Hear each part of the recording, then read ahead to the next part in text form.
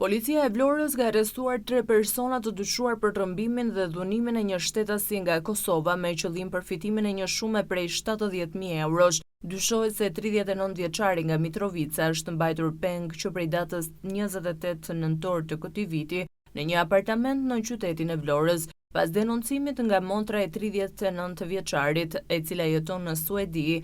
Autoritetet arritën të lokalizojnë vendodhjen e pengut dhe të arrestojnë personat e përfshirë. Në pranga u vun Vilson Agaj 35 vjeç, Orest Çorapaj 18 vjeç dhe Julian Zogaj 25 vjeç. Hetimet e mëtejshme kanë zbuluar se ata kanë mbajtur peng 39 vjeçarin Fisnik Xhaka dhe kanë dhunuar fizikisht, ndërkohë që kërkonin një shumë të madhe parash për lirimin e tij. Gjatë kontrolleve në apartamentin ku mbajt peng 39 vjeçari, u sekuestruan një sasi kanabis sativa dhe një radio marrëse dhënëse, e ngjashme me ato të përdorura nga forcat e policisë. Pasi u lirua, viktima mori ndihmën mjekësore të nevojshme dhe më pas u shoqërua në polici, ku në dëshminë e tij tha se kishte ardhur në Vlorë për të vizituar qytetin dhe për të takuar miqtë e tij, duke mohuar çdo lidhje me rrëmbimin. Nga ana tjetër, 3 të dyshuarit kanë mohuar akuzat për rrëmbim, duke pretenduar se nuk kanë pasur dieni për dhunën e ushtruar ndaj viktimës. Ndërkohë, policia po kryen hetime lidhur me shenjat e dhunës